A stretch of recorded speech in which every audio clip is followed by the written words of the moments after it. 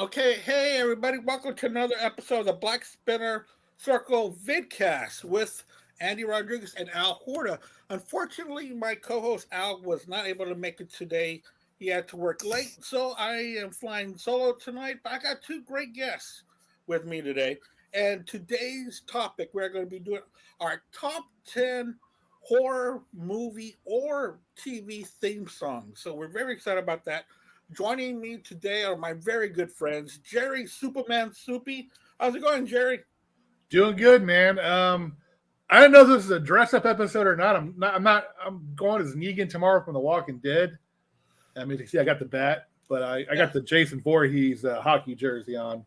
and the We're doing Terminator horror last. movies, so I'm kind of half in costume and half in what we're doing tonight. So looking forward to doing this. This has been a fun topic to Yeah, look to yeah. research. Um, d- I'm doing this for Halloween, which will be tomorrow. We are filming this on October 30th, 2024, and also we have Joseph Staub with us today. What's going on, Joe?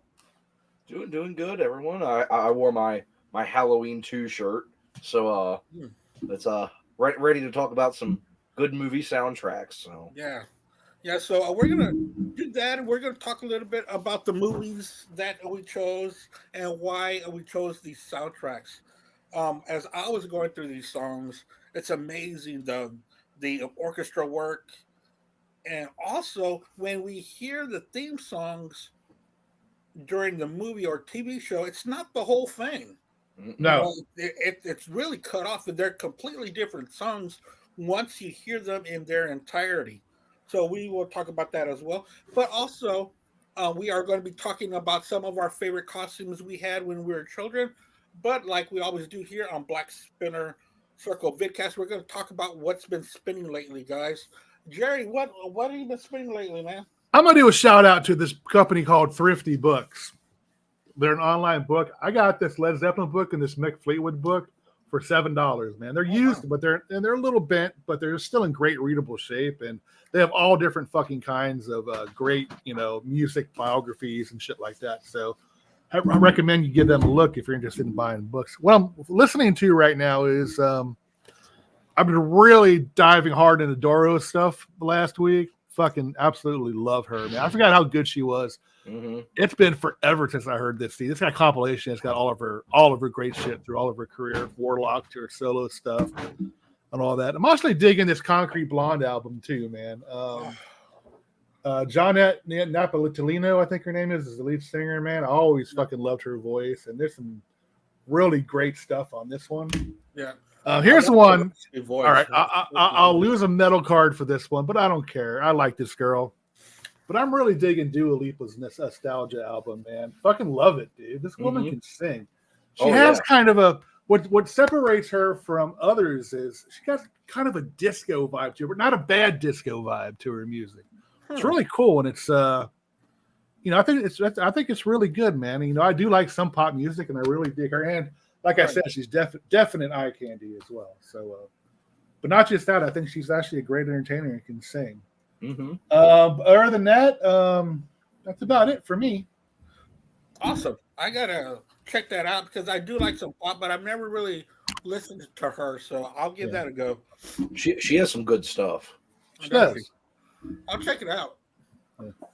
Hey, what about you, Joe? What have you been spinning? So my pick is a movie collection. So we're gonna be talking about some movies here Yeah. tonight, and here's some movies that didn't make my list just because I don't think they have really like iconic. But I think the music in these movies is great, and I picked up this collection not long ago, and it is the Vincent Price All collection. right. It Oh, has a Good bunch stuff. of the old Roger Corman. Um, it has a bunch of the old Roger Corman, Edgar Allan Poe movies with Vincent Price in it, hmm. plus a couple other movies. Some really, really good old 60s horror movies. Really great soundtracks on these. Just really good movies. So if anyone is a fan of that era of movies and hasn't seen a lot of these movies, it's a kind of cheap option to check a lot of these out. It has 6 movies in it. And I got it for like $30, and it is a Blu-ray. Oh wow. Um, some really good movies in this set. Just this past weekend, I've seen this several times, but I watched Haunted House on the Hill, which he was the Mhm. the lead in that show. And then I saw that they had made a remake of it. I was like, oh well, let me check out the remake, you know. And when it started, just the people that were in there. I didn't even know Lisa Loeb made movies. I thought Lisa Loeb, what is this insane? Yeah, it's not. Oh, It is what not a good the heck movie. is that? Lisa Loeb, the singer. Yeah, she was like a reporter. I was like, okay, well that Oh becomes. man, I used to have a crush on her. She had that librarian look that just Oh was yeah, like well she cute as still hell. did, still did in this movie. But I was like, that's odd that she's acting. And then what's his name? Chris Kattan was in it as well. I Oh, was like, Jesus Christ, how can they get any lower? right. That's So that's that's very like low on the totem pole that. of Saturday Night Live characters there. Yeah. Yeah, Chris Kattan. Yeah. So I got a couple of streaming albums that I want to talk about as well as hard copies. I had picked this up when I was in Phoenix. It's not the one I showed earlier.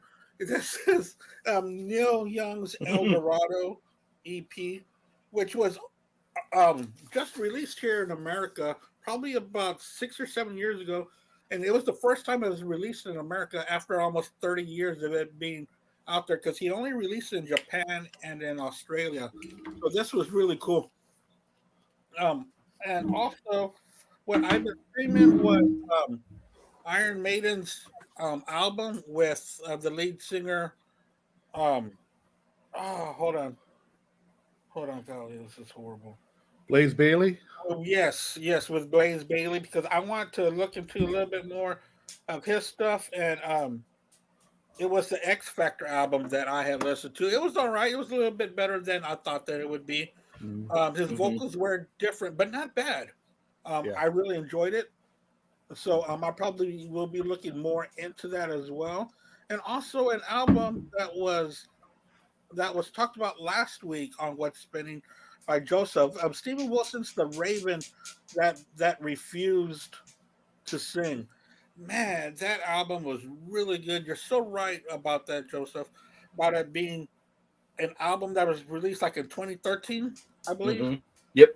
and it sounds like it could have been released in the 70s with the prog rock slipping in there with jazz rock fusion, which is Mhm. what I'm really digging right now. So, you know, the guitar work with the horns and the flute and the keyboards and the great lyrics all thrown in there. It's really something that I've been digging. So thank you two because I took these two um, from y'all's recommendations. Mm. So thank you for that. So I want to say good evening to Jimmy Swartz, who's always here. Thank you so much.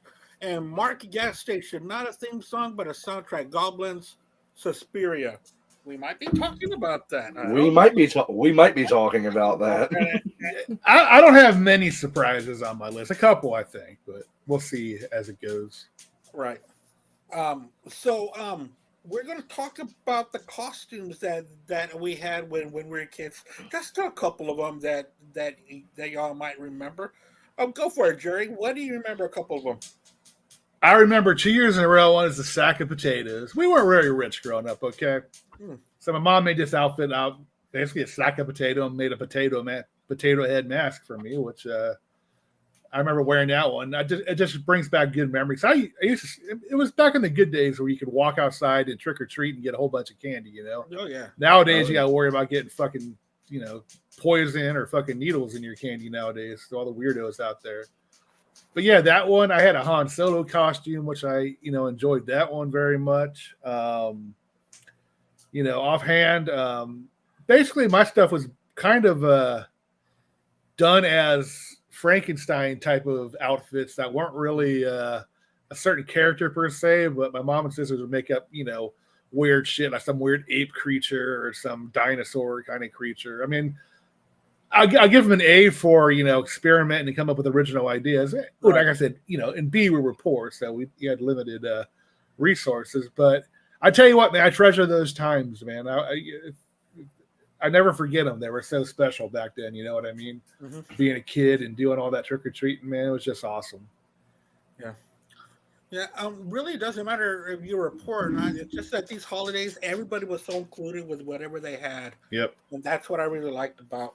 I mean, I love the holiday season. I love Halloween. I love Thanksgiving. I love Christmas and New Year's. So this is some of my favorite time of the year. So, um, Joe, what are a couple of costumes you remember?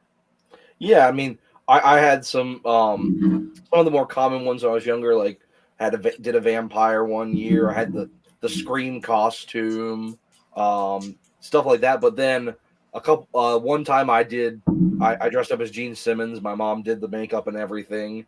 Even when I did it a couple times because we had like a costume thing at when I was in grade school, and my mom came into the school and actually painted my face and everything Oh wow! for it.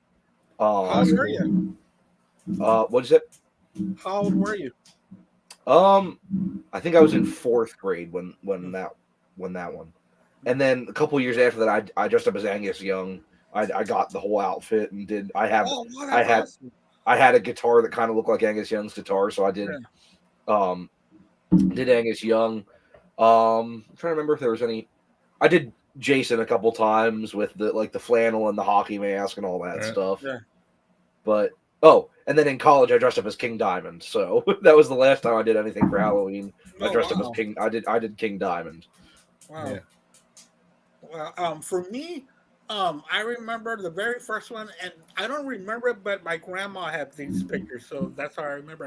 I went as the Incredible Hulk for, I think it was like late '70s when the TV show was very popular. It was just the mask, and like the apron thing. You know what I'm talking about, Jerry? Yeah. It was Mhm. like the Mhm. apron thing.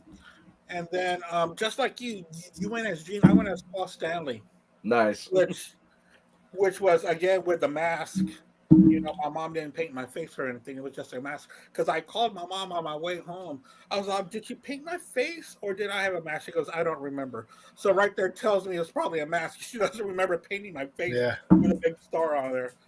And another time I was Mr. T, which was really cool because I did have the mask, but I had like an old Western vest and just blue jeans.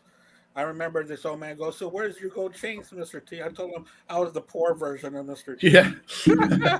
I don't have gold, sir. I'm sorry about that. I kind of look like Gary Coleman. Remember that? Remember that episode of Different Strokes when he was Mr. T? Yeah. You clearly see with all the you saw the line. It's like so thick. It's Yeah. hilarious. So those were my three that I want to talk about. You know, the Mr. T, Incredible Hulk, and the Paul Stanley. And my friend went as Gene Simmons. I think we were 7 at the time, so that was probably '81. So that's when Kiss was selling. I mean, everything out there was all Kiss stuff. Right. You know, with the merchandising and all that. So it was easy to find that kind of stuff. Right now, the Yankees are up 3-0 already, Oh and Jesus. it's still the bottom of the first. So that's just a little little review of what's going on in the World Series right now. So let's get on with our list. Our list All of right. top 10 horror movie theme songs or TV shows, which there were quite a bit of that as well. We'll Mhm. go Jerry, Joe, and myself. So go ahead and start off, Jerry. What do you got at number 10? I'm going to go with Invasion of the Body Snatchers 78, man. Ooh, I nice. love the ominous of it. I think it fit the movie perfectly. I think that's still the best version of Invasion of the Body Snatchers. I mean, there's been like, what, 5 or 6 different versions of it? Actually, quite a bunch of ripoffs, too, if you think about the faculty and shit like that. Those are technically kind of ripoffs of Invasion of the Body Snatchers. Right. But let me see here. Who wrote that song? By somebody named Danny Zeitlin composed that tune. And yeah, I just love how it started. I just love how it started the film out, man. It kind of set the mood for what was going to happen. And great casting: Donald Sutherland, Leonard Nimoy, Veronica Cartwright, just loaded with great stars back in that era, man. Wow. It's a great movie too, by the way. So that's my number 10, Invasion of the Body Snatchers, themed by Danny Zeitlin. Oh, I gotta check that out because I haven't seen it in so long. Also, Mhm. guys, if also you guys out there, if y'all want to watch horror movies for free, check out Tubi and Pluto TV. There Yep. is a large amount of them, and probably ones you've never heard of, and some Stone Cold classics for back in the day. And they're So, playing both Terrifiers. oh yeah, I've seen part one. I never saw part two, but part one was pretty creepy. It was. All right, what are you gonna start off with, Jerry? Joe. So my first one is one of a couple of maybe more than one appearance by a John Carpenter movie on my list. Yeah. And this is one of the only of his movies where he did not create the soundtrack. Oh wow! And that is the theme to The Thing, written by Ennio Morricone, but it sounds just like a John Carpenter theme. It has the electronic elements. It's very different from Ennio Morricone's music for like Western movies and that sort of thing. It's a really cool, creepy electronic theme that just really suits the unsettling atmosphere of this movie. It's just a really great opening theme that honestly kind of sounds like John Carpenter wrote it. And if you know anything about John Carpenter behind the scenes, he probably just told Ennio Morricone what to write. So wouldn't surprise me, but just a really great theme to open up this movie. And it's really cool to see one of my favorite composers working with one of my favorite directors. So my number 10 is The Thing. Yeah, I saw on Tubi once again. Tubi, I'm going to be saying that quite a bit. I did see the original, The Thing from Outer Space, probably about a month ago, and dude, that was a pretty good one too. The original's good. Yeah, it really is, and it's not scary per se, but just the suspicious of it, the mystery of behind it. Sometimes we don't need blood and gore. Sometimes just the suspicion and the mystery behind everything is pretty cool. I'm going to start off. I'm going to get this out of the way. I'm going to start off. My number 10 is going to be it's going to be Danny Elfman, and it's going to be Tales from the Crypt. And if you listen to this pretty closely, you can hear the foundations of the Simpsons theme song as well. Yeah. Of course, which is also by Danny Elfman. But I remember seeing Tales from the Crypt on HBO when I was in high school. I think they would play it like late Saturday nights, and it was pretty cool. I really enjoyed that. Also, if you want to, there's also the movie Tales from the Crypt from the early 70s with Joan Collins in there. A very young, good-looking Joan Collins, if I do say so myself. So, Tales from the Crypt, my number 10 by Danny Elfman. And that was from the TV show, because it was a series that ran for a few seasons. I think like 7 or 8 seasons. I have the box set. Yeah. It was very good stuff, too. I really enjoyed it. Mm-hmm. And also, what I also enjoyed, remember, Jerry, and probably Joseph too, but they had Friday the 13th, the series. Yep. That they would have like Friday nights or Saturday nights. I think it's that. Yeah, that show was a mixed bag for me. It wasn't like it didn't stand out. I mean, there was a couple of decent episodes, but all in all, just a wrong name for it. It was kind of like the Freddy's Nightmares show, where like it's kind of a little bit like misleading, because like Robert Englund was, aside from like 1 or 2 episodes, he wasn't really a big part of it. And it was just basically another kind of anthology series with wraparound segments with Robert Englund in it. Oh, okay. That was awful. That was awful as well, actually. Sorry. Much as I love Freddy Krueger, that was pretty bad. Yeah. All right. Jerry, what are you going to do with your number 9 pick? My number 9, I'm going to go with Return of the Living Dead Part 2. By Dominique Hauser, man. I love the theme. That's kind of like one of those 80s montage Rocky movie type of sounds to it.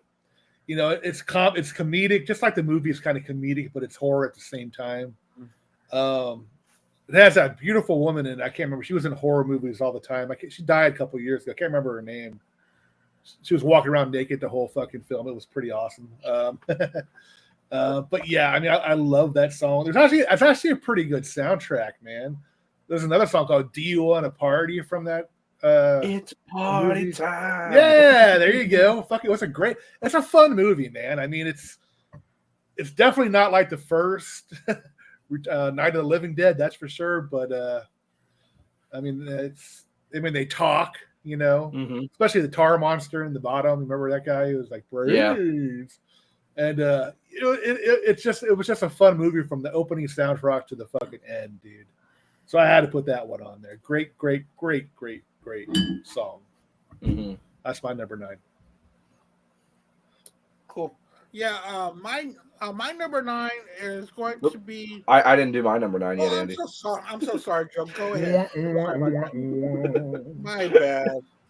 My bad. So this theme falls into one of my favorite categories, and as a very, very Catholic person, I love when movie soundtracks where composers take kind of like church sounding music with choirs and organs and all that stuff and make it evil as fuck. And there's nothing that fits that more than Jerry Goldsmith's theme for The Omen. I mean, just a really, really creepy soundtrack for a film that's literally about the birth of the Antichrist. So it fits perfectly, and it's just it kind of starts out slow and it kind of builds up, and by the end there's all this choir like screaming, and it's just such a cool theme song. And it's Jerry Goldsmith, another very noted composer, really did a good job on the theme for The Omen. You know, every time you hear like children's choir, that's pretty creepy, dude. And Anything with creepy kids in it's gonna create. You know what I mean? It's just creepy in general. But yeah, and I actually enjoyed the Omen series. I liked the last one that came out a year or two ago. Man, I thought that was fantastic, man. Usually, you think like newer ones of those type of movies will suck, but yeah, I think they keep. I mean, they're not. It's not as good as the original, obviously, but they're still making quality movies with it. So, yeah. How many Omens have they made already? I can't tell. At least 4 or 5. Well, there's how many in this box set? 1, 2, 3. They made one with Julia Stiles. I remember that. Yeah, there was 3 in the original series. Okay. Then there was a TV movie that was like part 4. Then there was the remake in like 2006, and then there was this new one. So I guess 6 of them in total. I think. 7, yeah. I never saw the made-for-TV one. Never knew that existed. It is terrible. Okay. There's a reason why it's made for TV, I guess. Yeah, right. It is not good. Oh, excuse me. I remember those made-for-TV movies that would come out like in the 80s. Yeah. Some were pretty cool though. Yeah. Hell, Kiss Meets the Phantom. That was a made-for-TV movie, man. Was it really? Yeah. I remember fucking being.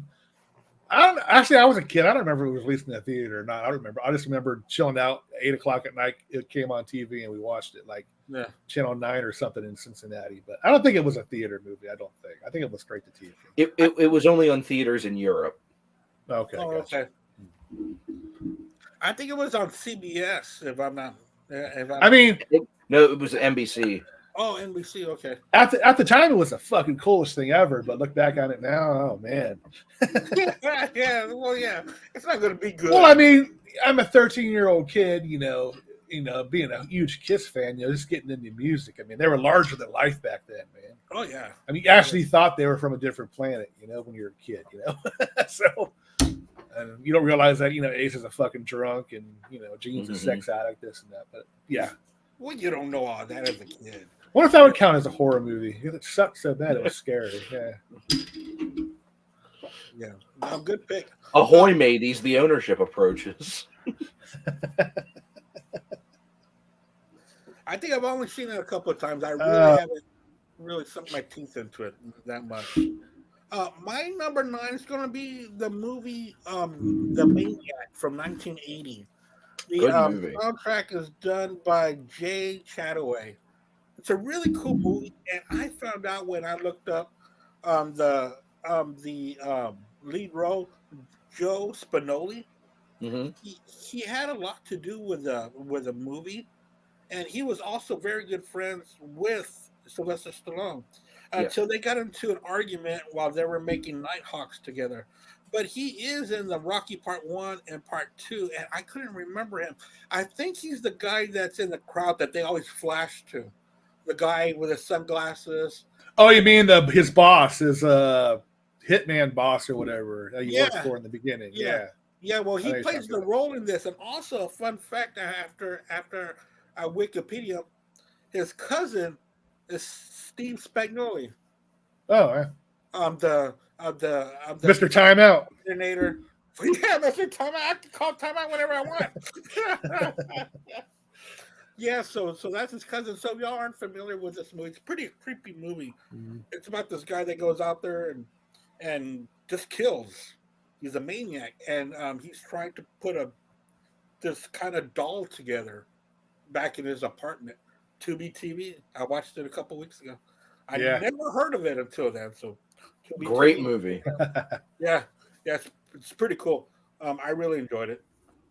So number 8, Jerry, what do you got for Yeah, number I 8? gotta go with the theme for Psycho by Bernard Herrmann, man. Oh, I yeah. mean, another fucking classic, you know it by heart theme. I Oh, mean, yeah. how iconic of a theme song and movie that is, perfectly played by Anthony Hopkins, man. Oh, I yeah. mean, having Vince Vaughn try to redo them just didn't do it justice. Some stuff you have to leave alone. You really do. I mean, Yeah. they should have left that movie alone.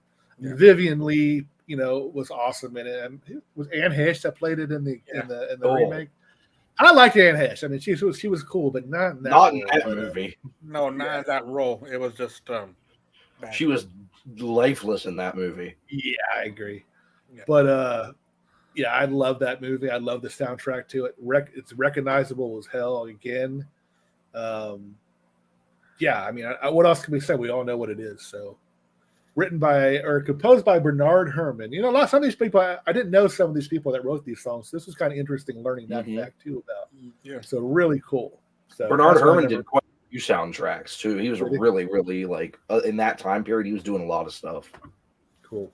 And But anyway, that's my number 8, Psycho. I remember when I was a kid, we went to Florida for a vacation, and we went to Universal Studios.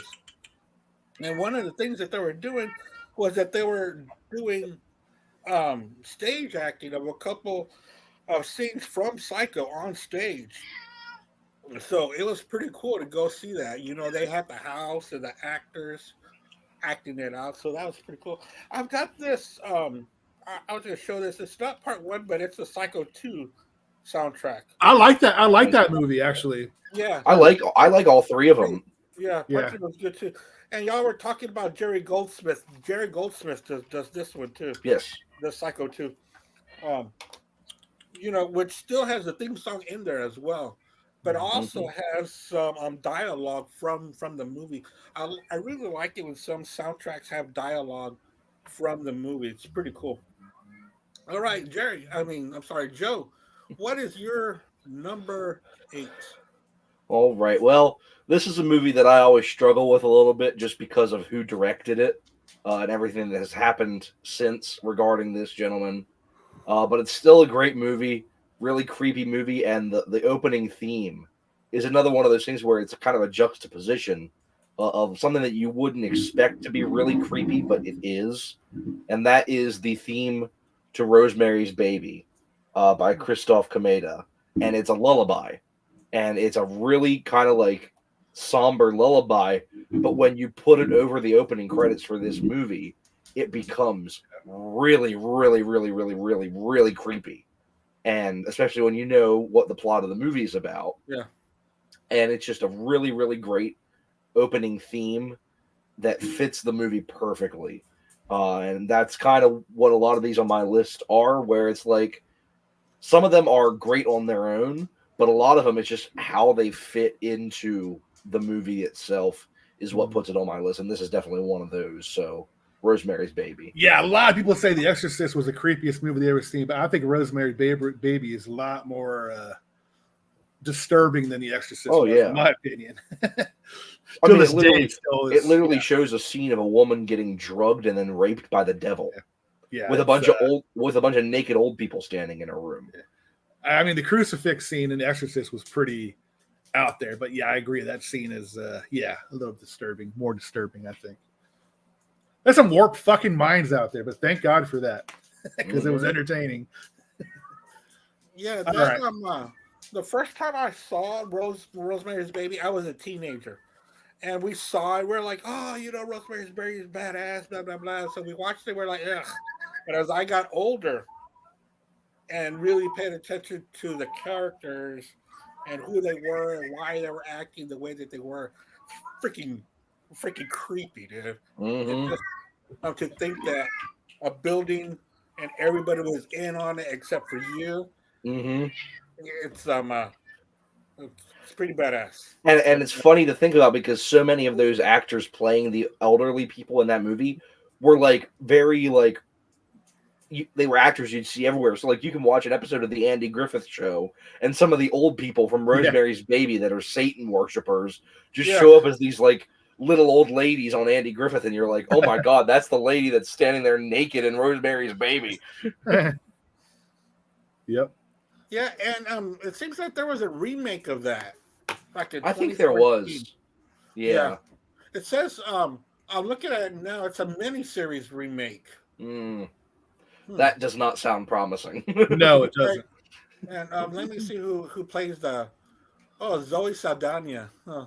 Ooh, I like her. But I like her too, but there was just something about what's her name playing it. You know the Mhm. meek and you know the way that she looked and the Mia Yeah, Farrow. Mia Farrow. Fair. Yeah, the way that she looked, she looked like anybody could take advantage of her. Do you know what I mean?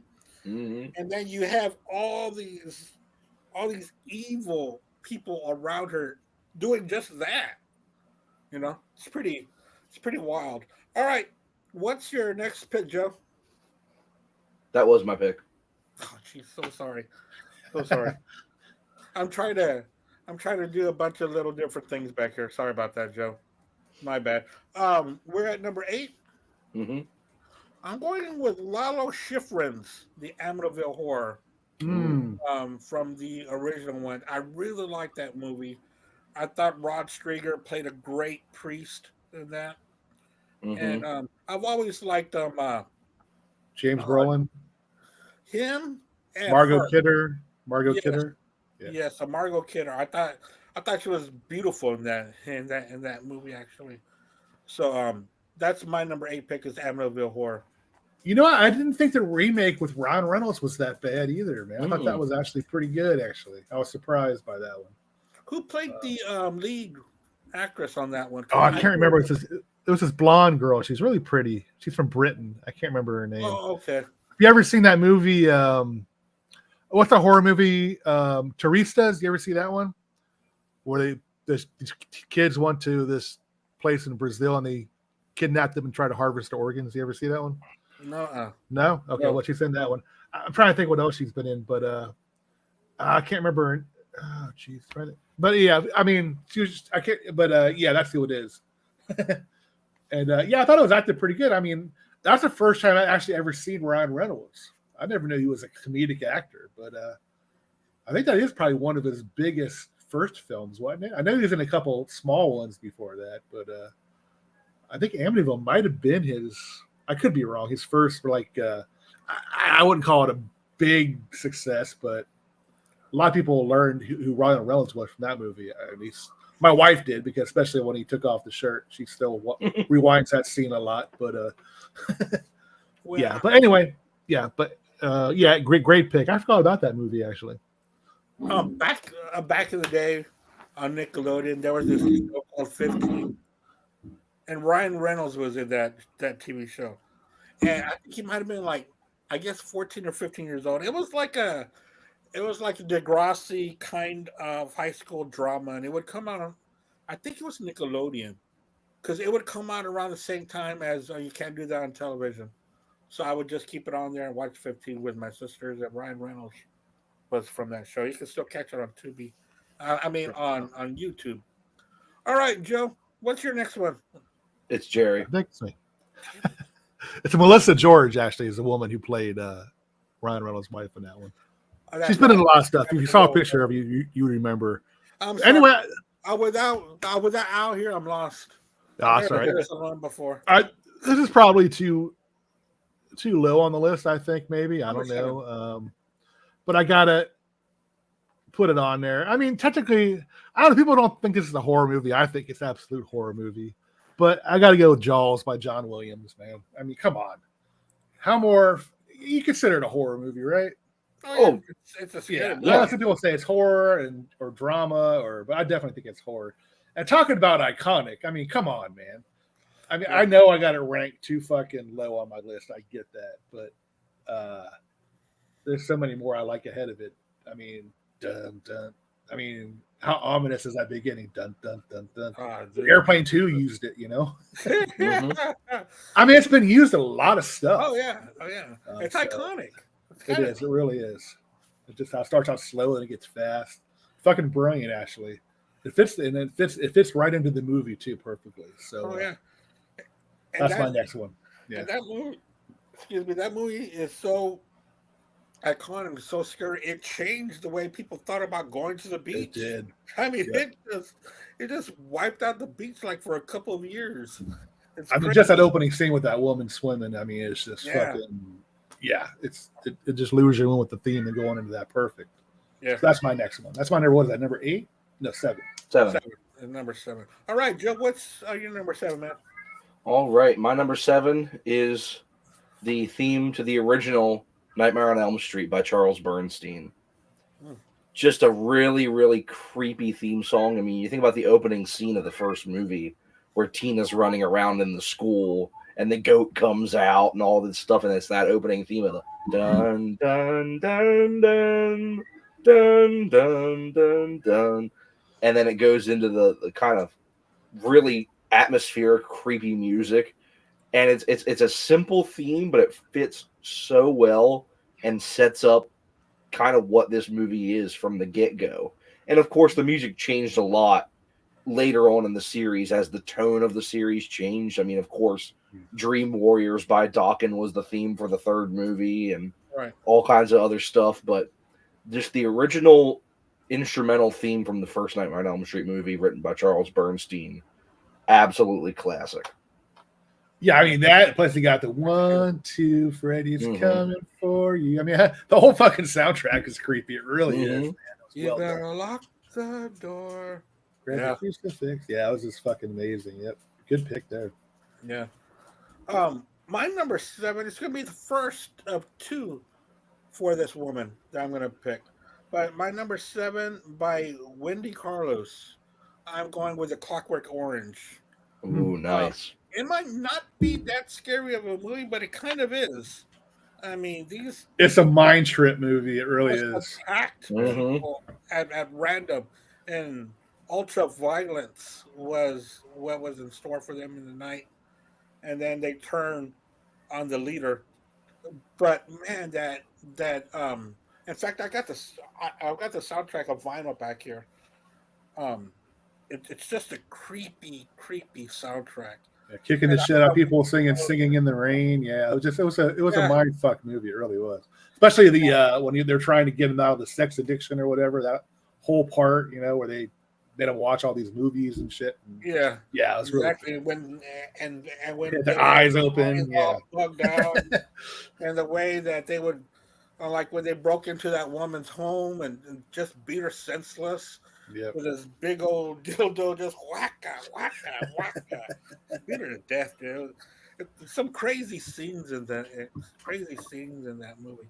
But I love that movie. I really do. I know it's not part of horror or whatever, but just think about these teenagers running around in your house trying to get into anything just to murder or steal or get whatever they can get their hands on. It's a pretty creepy movie. I don't know. I'd consider it horror in a certain way, man. You're not Mhm. far off. I mean, it's. I mean, horror. Horror is scaring the shit out of you. There's the parts that actually scares the shit out of you, like you mentioned. Like, wow, I can't believe they're actually shown. Stanley Kubrick was another fucking awesome fucking director. I mean, Yeah. fantastic. But Yeah, it's and a I good think- pick. And I think Stanley Kubrick worked with Wendy twice. And I think I'll talk about the second one later on. Mhm. All right, Jerry, what do you got for number 6, man? Yeah, like I said, I kiss a little Mark Alden Taylor ass here. I have Tales from the Crypt also from Danny Elfman. Like you said, you can definitely tell it's Danny Elfman when he does a soundtrack. Beetlejuice, yeah. The Simpsons, this one. I mean, Batman. Batman. You can just tell there's certain, I don't know. the way he orchestrates or composes it, you can tell it's Danny Elfman. And he's Actually, I got to be surprised. This one I didn't know was Danny Elfman, but now that I hear it, it's definitely Danny Elfman. So I used to love that show. Crypt Keeper used to be awesome, especially when he had the suit. He used to wear a suit.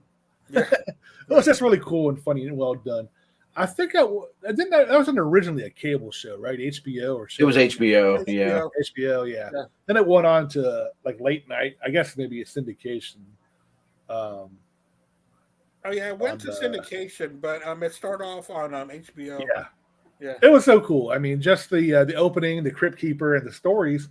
I mean, there were some duds, but there were some great stories on it. So, hats off to Danny Elfman in that one. I even told Mark that. I texted him and said, dude, hate the fact that I got to fucking kiss Danny Elfman's ass tonight, man. So listen to it when you can. So I'm going to give him some props. So, oh yeah, I think I texted on the BS group, I think too, or something like that. Yeah.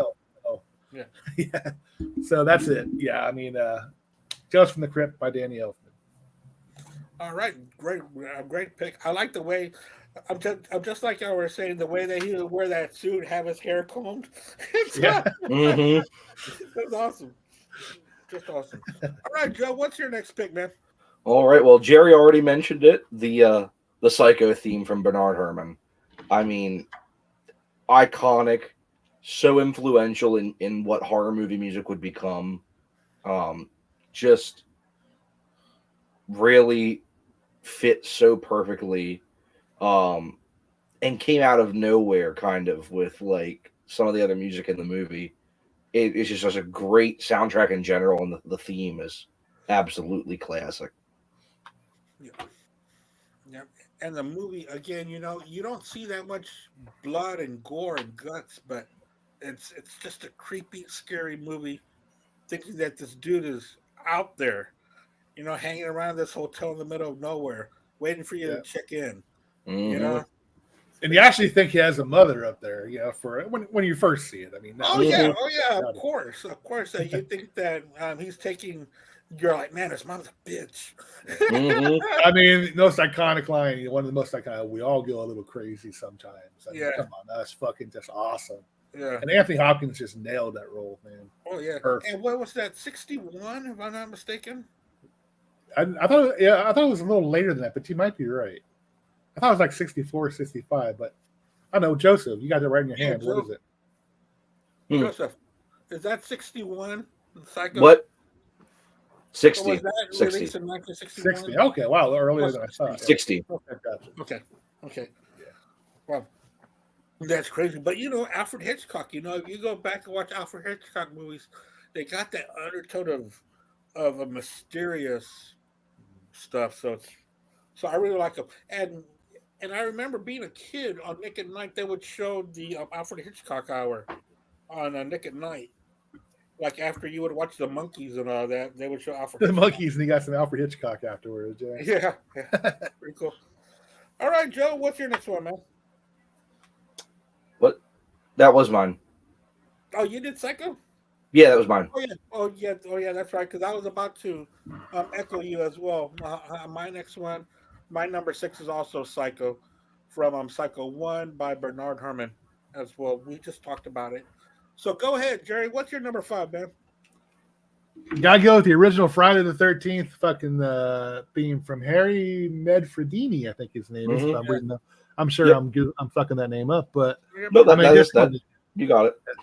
Just the violin, the yee yee yee. I mean, it was just so cool for that. The Friday the 13th was one of the first horror franchises. Well, I mean, I guess there really wasn't too many horror franchises back then, but one of the ones I continuously watched. There were some bad ones, don't get me wrong, but I don't know, something about it. It was really cool, and I know they used it for Friday the 13th Part 2, but I think it changed in 3 the theme. Maybe it did. 3 was the disco theme. Right. But I mean, 1 and 2 are obviously the 2 best. People go back and forth saying 2 is the best. I think it's 1 2. is actually the best. Yeah, I know. Some people are like that, but yeah, I mean, I just love the 2 and 4 are my 2 favorites. the theme, and it goes in, to Annie in the cafe asking for a ride. It just sequences well. And then Ralph comes in and says, "Don't go there, you'll be killed," or something shit like that. I can't remember. It's not a death curse. Yeah, that's it. But yeah, just fucking super fucking cool, man. So that's my number 5, Friday the 13th. I like a lot of them. I like the 2, 5, Mm-hmm. 7. I remember 5. I think was A New Beginning. Yeah, five's the one without Jason in it. Mm-hmm. And I even like Jason X too. I even like that. That was cool. I never saw that one. In space. I don't like Jason X, but the one that everyone always shits on that I actually like is Jason Goes to Hell. I like that one. I think that one's pretty cool. I love the first 6. The first 6 are my favorite. Yeah. The first one through Jason Lives. 7 and 8, I wasn't a big fan of. I like Jason Goes to Hell. I didn't like Jason X, but then I did like the remake they did. That was one of the better horror remakes, in my opinion. He was fast in that one. Yeah. Jason was fast in that one. Yeah, Derek Mears was a really good Jason in the remake. But I went to the movies for that one. Mm-hmm. And what I liked about it was please don't think I'm morbid, was the really cool ways that he was killing people. I did too. Yeah. I love the girl. Like, she gets caught in the bear trap, and then he just absolutely just demolishes her. Yeah. Just comes and just when he has like the bandages on his face and stuff. Oh, it's so good. Or the 3D fucking harpoon in the girl's eyeball. That was pretty fucking cool. Was that a crossbow? No, it was a harpoon. It was a harpoon gun. Yeah. Yeah. That was pretty cool. In part 3. Of course, yeah. One of Kevin Bacon's best role was his death scene, man. It comes through his chest like that. It's pretty fucking cool. Yeah. And when I was a kid and I would watch Friday the 13th, I just took it as a slasher film. Jason's just a slasher. But then as you get older and you start watching Dateline, you're like, this dude's a fucking serial killer. A maniac serial killer. And it makes it even more frightening. And the creepiest part is when people don't really think about it. Parts 2, 3, and 4 all happen in a 6-day span. Huh. Right. Because in part 2, he gets the machete to the shoulder and crawls off and steals the clothes from the couple that own the shop and kills them.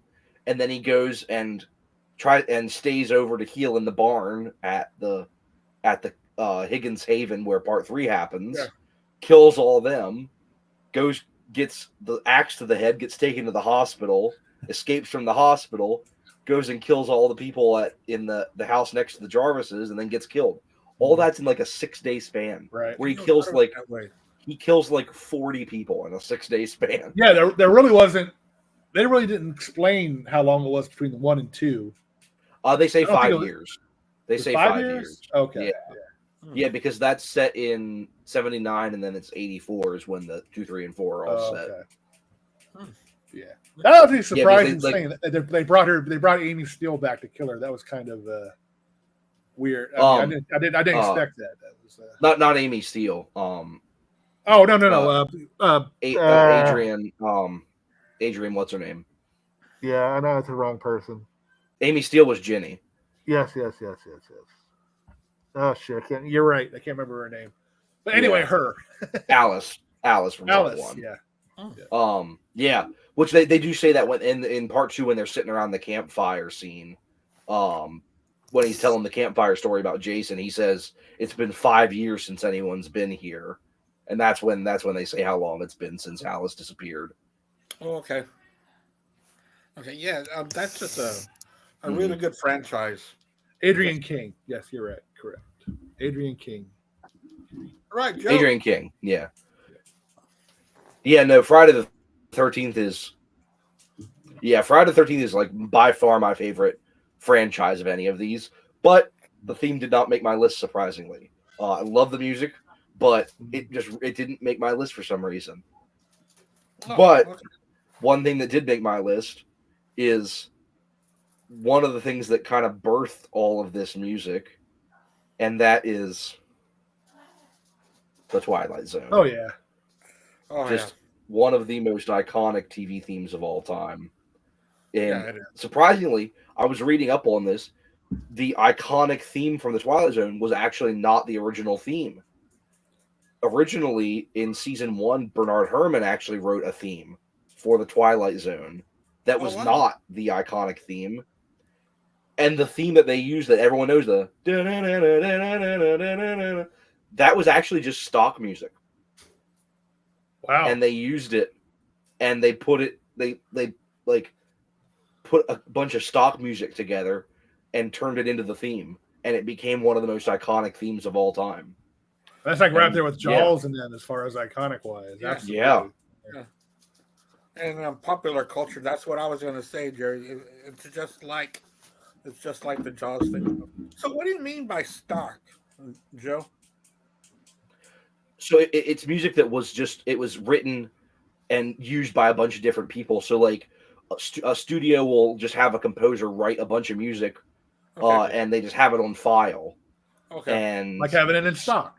Like Yeah. having it in Right. stock. Right. Like, So- hey, well, let's use this on the shelf. Right. correct. It Okay. was a piece of music that wasn't specifically written for that show. Wow. It was And just it some. fits It was so just perfectly. yeah. And it was Yeah. actually, from what I was reading, it was a couple different pieces of stock music that they edited together Oh wow. and made that. So do they have a composer for that, or? Yeah, let me, I had his name. It was a French composer, Maurice Constant. Okay. Yeah, the backstory to it is it was just a bunch of little short cues that CBS commissioned from him just to have in stock to use for whatever. Right. And so they spliced like 2 or 3 of them together and turned it into this theme song. Oh wow, that's pretty damn cool. Mm-hmm. Yeah. That's pretty awesome. My number 5. This is when I have the second by Wendy Carlos, The Shining. Mm-hmm. Oh yeah. It's just a great opening, especially when they're driving into the Overlook and they're going through all those trees and that long and winding road that's leading to this house of horror. I've always liked The Shining. That's one of my favorite movies. The book, I read the book as well. The book and the movie to me are both fantastic. So that is my pick. Is The Shining. by Wendy Carlos. I loved The Shining, except for the ending. That scene at the end with Jack Nicholson frozen out there. Yeah. Just I don't know. There's something about that scene I just did not like. I was really kind of disappointed. But the movie itself was great up until that point. So I'm not gonna, it's just weird. You know what I mean? Frozen out there. Yeah, but how would you head into it, Jerry? I don't know. I mean, who the fuck am I to even question it? But I was just wondering, like, I mean, obviously, I don't know. I wouldn't have killed him off. Do a Shining too. I don't know, dude. Yeah, that's so hypothetical. I don't know. Yeah. Somehow he gets home. That's part 2. I don't. Yeah, okay. I don't know, dude. To be honest with you, Okay. I was just wondering if you had. They probably didn't have to show that part. That would probably have been better if they didn't even show what happened to him. They would just assume. You know what I mean? I don't know. Yeah.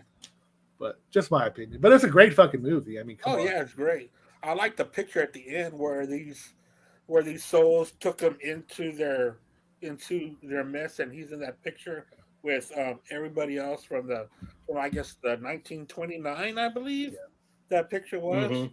and he's in it. You're like, dude, that's just so weird, Again, creepy kids, man. Creepy kids make movies dude, good, man. They really do. kids. Those twin girls. Oh my god, dude. I remember the first time I saw it. They creeped me out. They really, really did. Then after watching it several times, I just got used to them. And even Danny himself, which I don't think Danny made another movie after that. I don't think so. Right? I think it was he was just one and done.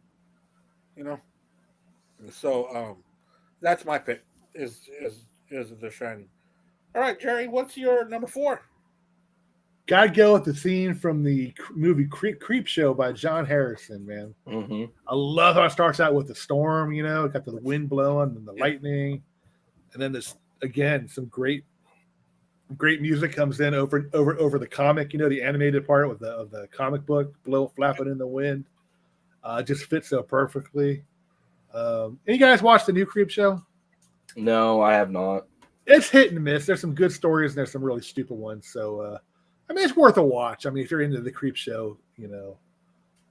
I mean, Creep Show 2, that's a different story. The only cool thing about Creep Show 2 was the pond fucking tar scum or whatever it was that ate the people. But no, I mean, but yeah, it's just another movie where the theme goes into the opening and into the, you know, the first scenes of the movie. It's ominous and cool sounding. So that's my number 4, theme from Creep Show by John Harrison. And that was Stephen King, right? Creep Show. Yep. Yeah. Meteor shit. Don't you remember he played the guy that found the meteor? Yep. Jordy Verrill. Right. Meteor shit. All right, Joe. What's your number 4, man? All you need to say. Yeah, I mean, like Jerry already said, absolutely iconic. John Williams, one of the greatest composers of all time. Another simple score that just really, when you hear that music at the beginning of the movie, it's iconic. One of my all-time, if not my all-time favorite movies, and the score is a huge reason why. And that Jaws theme has just become a part of the cultural identity at this point. Oh yeah, and just such a great theme. So my number 4. I mean, how many songs can you identify with just 2 notes? Seriously, I mean, there's a few of them out there, but Jaws come dun dun. I mean, that's all you need to hear to know what it is. You know what I mean? Yeah, fucking A, dude. Was that one of John Williams' first? It was one of his earlier ones. Yeah. Okay. I'll be very interested to go back and because of course we know after Jaws he took off and Star Wars, all kinds of shit of all time. You know, he was the go-to guy. Yep. He didn't have a lot of like bigger films. He did the soundtrack for the Towering Inferno in '74. He actually did the score for Fiddler on the Roof in 1971. But Jaws was like kind of his breakthrough. Yeah. Like publicly. Gotcha. Right. Yeah. I remember when we went to LA, I forgot which studio we did a tour on because we did several of them. But you were actually able to go into the John Williams, you know, where they record all this stuff, you know, where they have the stage and where everybody sits, and it's pretty cool. It's pretty cool. So my number 4 is going to be. Let me pull it up. Sorry about that, guys. It turned off on me. My number 4.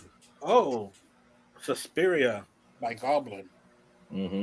I saw Suspiria for the first time probably about years ago. I'm lost in that movie. I just really am. It's a creepy movie. It's kind of like a Rosemary kind of thing, as well. You know, there's this girl that goes in there to learn about ballet to further herself, and the building or the school is full of fucking creepy people, man. You know, and everybody's in on it, but her. But that soundtrack is what gives it. And I think that's an Italian movie. Am I right about that? Yep. So just that right there gives it the creepiness that it's out. Because was it also shot outside of America? It was shot in Germany. It's shot in Germany, okay. And that gives it that creepiness as well because you're not too familiar with the surroundings. So it's pretty cool. So Suspiria again, Tubi. All the time it's on Tubi. It's always available on there. Tubi and Pluto, man, I'm telling you, they play all kinds of great shit. They really amazing. Do. Yep. All right, Jerry, what's your number 3, man? Got to go with Tubular Bells, man, from The Exorcist, man. I mean, come on. Again, another iconic fucking opening for a movie. Yeah. The score, you know what? The score itself is kind of lackluster, but the opening theme is what makes it, I think. Of course, you know, what's the word I'm looking for to describe the scenes in the movie? Shocking, maybe at the time, I guess. Yeah. Kind of fit in with the the Tubular Bells theme, in my opinion. So again, you're talking about a great marriage of horror, freakiness, and just pure out fucking shock. I mean, I'm sorry to all you Christians out there. I'm going to do the recreation of a scene you probably won't like right now, but the F me Jesus. I mean, with the cross was just. I'm like, as a kid, just like, and I was going to a Catholic school at the time, and this what they actually warned our parents: don't let your kids watch that. And sure enough, I watched it with my sister. But yeah, it just wow. I mean, again, like I said, another perfect of opening soundtrack and movie, man. Creepy opening theme and just an all-out fucking shockingly creepy great movie in The Exorcist. Linda Blair, man, great actress. Yeah. And then who was her mom? Ellen Burstyn. Ellen Burstyn, another great actress. Just they wasted her talent in the last one. The last one was terrible, but at least she was in it. So, and I guess I didn't see the scene where Linda Blair was in it. It was like an extra scene or something. Yeah, I missed that for some reason. Cut scene or something like that. It was like a I missed it. But I mean, again, another iconic fucking movie and sound theme song, The Exorcist. Yeah, and in fact, I believe that they even consulted some Catholic priests for the making of the movie. Oh yeah, the Father Dyer, I believe, is actually played by a Catholic priest. Okay. At Georgetown, when they were filming the movie, they put out a casting call. He was one of the consultants on the movie. He actually played Father Dyer. And unfortunately, in the years since, he has been found out to be a not great person. Let's say. One of those. Yes. Yeah. So they actually did consult with the church, and funnily enough, The Exorcist, for as anti-Christian as you think it might be, is on the Vatican's list of approved movies. It is, and that shocked the hell out of me because I'm like, how much more Antichrist can you be as watching some woman taking a crucifix and shoving it up her you know what? I mean, come on. But it's being presented as evil. That's the thing. True, but still, it's actually a fairly accurate. It's those events are like the Catholic Church says those events happen. Like those are actual things that happen. Mm-hmm. So surprisingly, I think if you read their Reddit, it's like say vulgarity aside. It's actually a fairly accurate representation of an exorcism. Mm-hmm. And also of, with Father Karras, the struggles of the priesthood, because he's a priest that doesn't want to be a priest anymore, right? And all that stuff and the struggles he has and his conversion of faith by the end, where he kind of sacrifices himself. But both Father Merrin and Father Karras sacrifice themselves to combat this demon. But yeah, I always found that funny that it's actually on the Vatican's list of approved movies. But it's not really that I did not know. That's actually cool to know. Yeah, but it's not really that surprising knowing the history of the church. Yeah. And what this movie is about, and even back then when it first came out, no, I was going to say there's no way that could have been.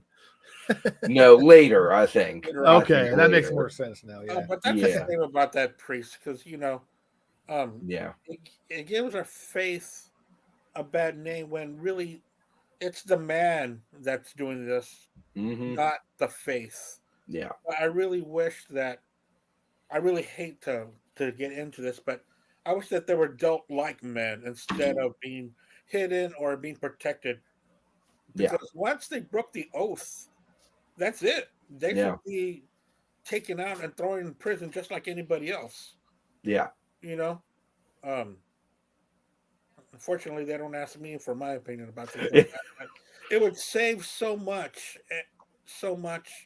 of the church if they would deal with them in a proper manner of being criminals, which thankfully a lot of places are now. Yeah, they're it just the sad part is that just it doesn't help all those who are affected by it. Yeah, decades ago. Yeah, but it's hard. Yeah. Yeah. But I mean, following up on Jerry's Yeah. pick, my number 3 is one of the greatest prog rock albums of all time, Tubular Bells. People don't realize that it was actually an album Yeah. that had nothing to do with the movie. Yeah. That it was a piece of music that they heard and they're like, "Oh, we need to use that." And it was just like a little snippet of a 45-minute long prog rock album by this one guy named Mike Oldfield that made all this music. And it's a really cool album. It's the little section that's used in this is very different from the rest of the album. It's not all like that. But it's a really, really cool piece of music in general, and it, like Jerry said, just fits absolutely perfectly.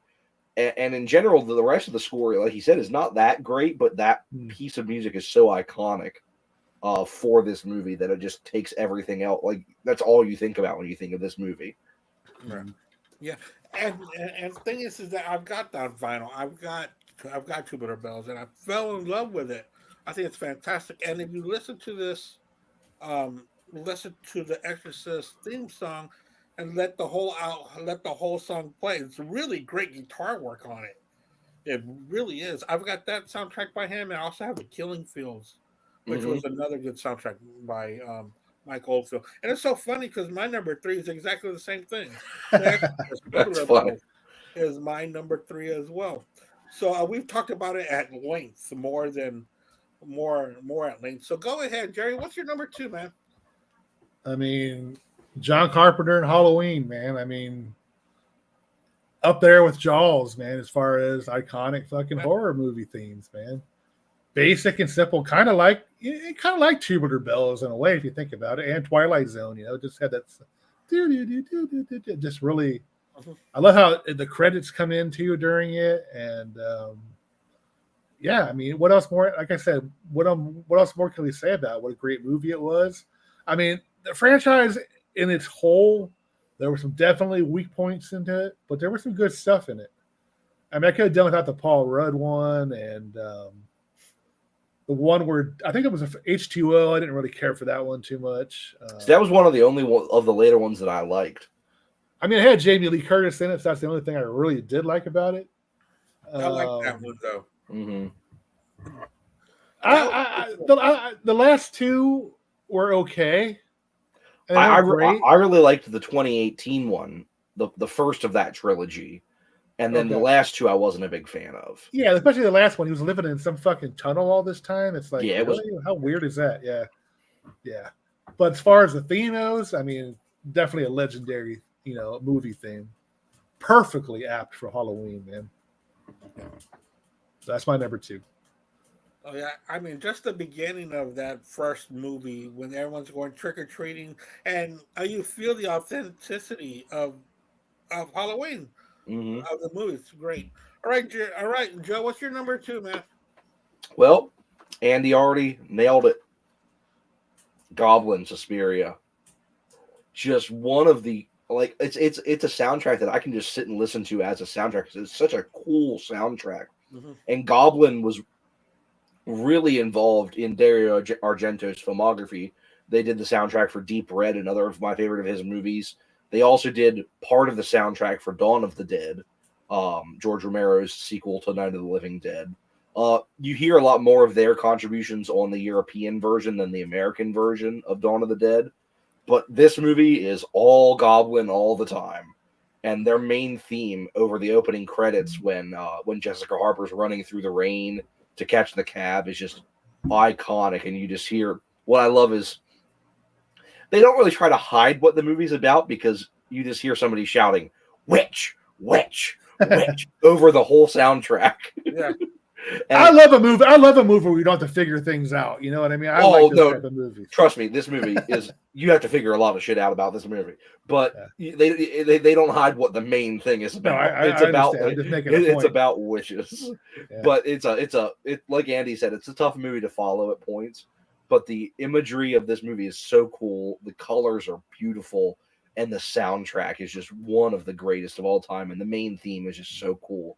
Very electronic heavy, and is so really it's just very deeply unsettling. Yeah. Are you guys more of a let the movie come to you, or do you try to figure movies out when you watch them? It depends for me. It depends on like what kind of movie.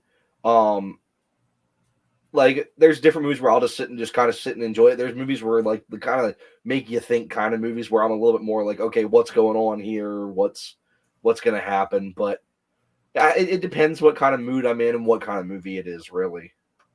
I try to let it come to me. My wife always tries to figure it out, and she's like halfway through the movie, I know what's going to happen. I look at her like, yeah. Then I have to ask her what's going to happen, and she tells me, and it's fucking right 99% of the time. Like, drives me nuts. What about you, Andy? Are you yeah, I don't like movies where I have to think too much. Yeah, I wanna be neither do I. entertained. I think Yeah. all day long at work. I want to relax. And if something hits me, something hits me. If it doesn't, it doesn't. Sometimes people go, "Oh man, that's such a great movie." I'm like, I didn't get it. I don't want to think too much when I'm trying to watch a movie. So I guess I'll just let it come to me. Is of what I Gotcha. am for that movie, for a movie. My number 2 is going to be Friday the 13th, the original one, which is by we talked about it by Harry Manfredini. Manfredini. Manfredini. The that's just so that's just so cool, especially after you find out what it's about. That that you as a human being are being tracked by a murderer and you don't even know it, and he's waiting for the right time. It's awesome. Love it. Yeah. Well, that's my number 2. All right, guys, we come to the point where we're at the number 1 theme song for a horror movie or TV show. Go for it, Jerry. All right, this is going to be totally out of left fucking field. I don't care. It's one of my favorite movies. It has great stars like Nathan Fillion, Michael Rooker, Elizabeth Banks. Talking about Slither. The title track, Baby I Love You by the Yahoos. Baby, I love you. Now leave me the fuck alone. It's just really cool. It's like a country song. It fits so perfectly with that movie. I fucking love that movie. I don't know why. It's cheesy. It's campy.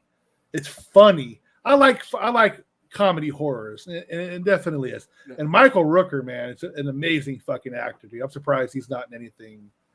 He plays a perfect asshole, and he's awesome in this movie. Nathan Fillion is the ultimate good guy. Elizabeth Banks plays, the damsel in distress. She's another beautiful woman too. And it's got that girl from The Office in it too. Which one? One who played Pam. Jenna Fisher. Mhm. Jenna Fisher, yeah. I guess she was married to the producer or director of the movie. That's how she's in a small role in it. Okay. But yeah, absolutely. It's like these little slugs that go in your mouth and take over your body, turn you into a zombie. Just super fucking cool. Loved it. I know what you're thinking, man. Over Halloween and Friday the 13th, really? But man, as far as entertainment value, dude, it's one of the best in my opinion, man. So that's my number 1, Slither, by the Yahoos. Baby, I love you. Good pick. All right, Joe, what do you got, man? Well, I'm predictable. John Carpenter's masterpiece. I mean, it's one of the greatest themes to any movie ever, in my opinion. And it's cool that the director was the one that was doing all that music. Yeah. And Yeah. Honestly, I love John Carpenter's music throughout the series. I love his scores for the first 2. I love the way that at the beginning, the opening credits of part 2, that he does like this like big overhaul, this like synth overhaul of the main theme, because it's like part 2 is the bigger, badder slasher movie of the part 1, and so the theme is the more overblown version of the theme to match that. I think that's really cool. I love the music he does for part 3, and what I'll tell you, I may not like most of the movies, but I love the music that he did for the last trilogy, especially the 2018 movie, where he like gets these like guitars and stuff involved. There's the one scene in the 2018 one when the Jamie Lee Curtis's granddaughter finds her friend on the fence post. Yeah. and the guitar, the drum, and then she just sees Michael come out of nowhere. All the music is so cool. It's just like John Carpenter's still doing all this great music for these movies and stuff, and it's just so cool that he's still involved in it after all these years. Yeah, nice one, good pick. I mean, that's an easy number one. Yeah, I get it. So it's such a great pick that I followed suit. John Carpenter, Halloween.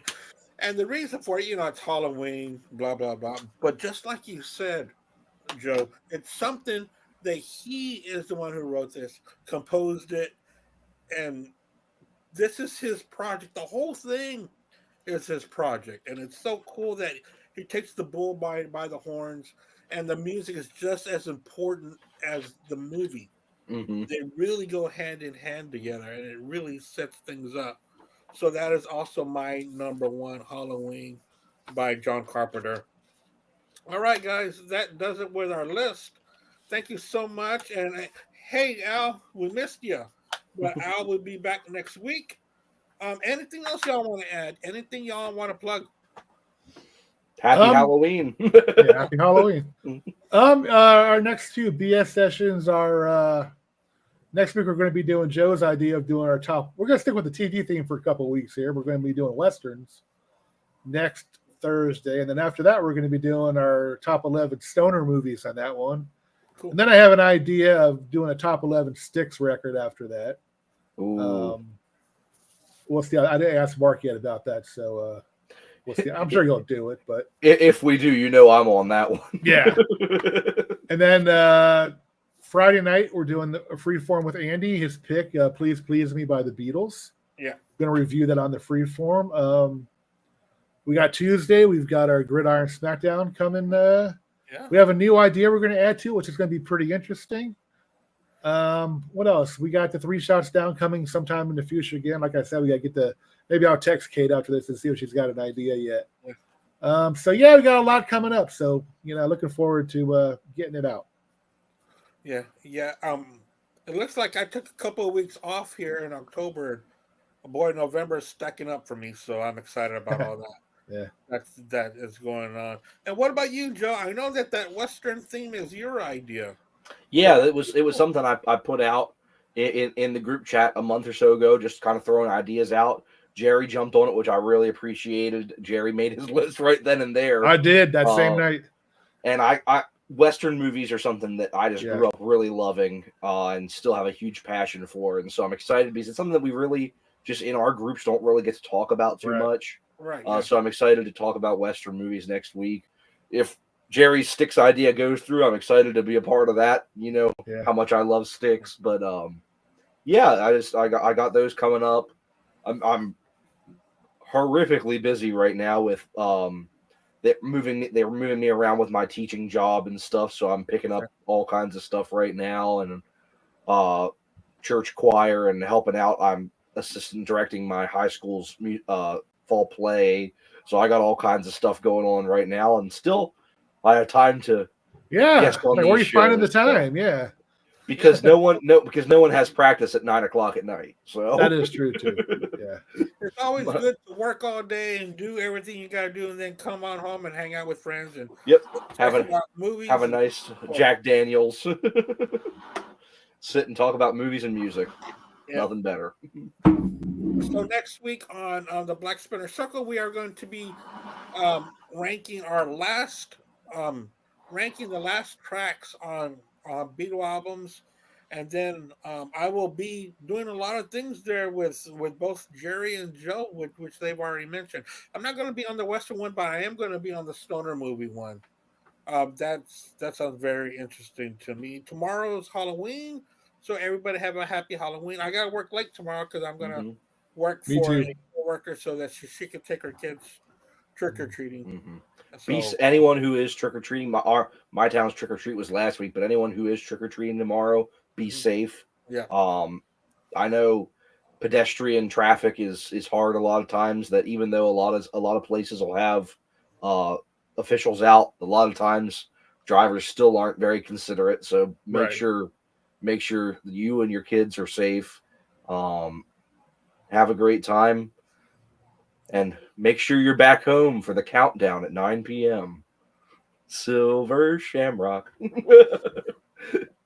And yes, drivers, please be careful, because I've noticed the past few years a lot of cars go around to different neighborhoods and they drop off children and they wait there and they drive them to the next block or whatever, which is safer for the kids.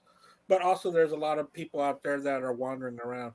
I was one of those that would ride their bikes to different neighborhoods. Ah, so much fun! It was. I mean, you didn't have to worry as much back then as you do now, man. It's a shame. It was a real fun holiday for kids. It really is. Yeah, because I remember when I was a school kid, like in junior high or like in elementary, my parents let me stay out till 11 o'clock on Halloween, and it was a school night. Yeah, they're like, you can stay out till 11. I was like, what the hell am I going to be doing till 11 o'clock? But yeah, we were usually off the next day because it was All Saints Day. Which, I went to a Catholic school, so usually had that day off. So that was kind of cool. Yeah, I went to Catholic school from 1st to 4th, but I don't remember being off. We never were off for All Saints Day, and I went to Catholic school for 16 years. Yeah. Yeah, and you went all 6? I only went to my 7th grade. I went to Catholic school, kindergarten through college. I went to a Catholic college. Oh, did you?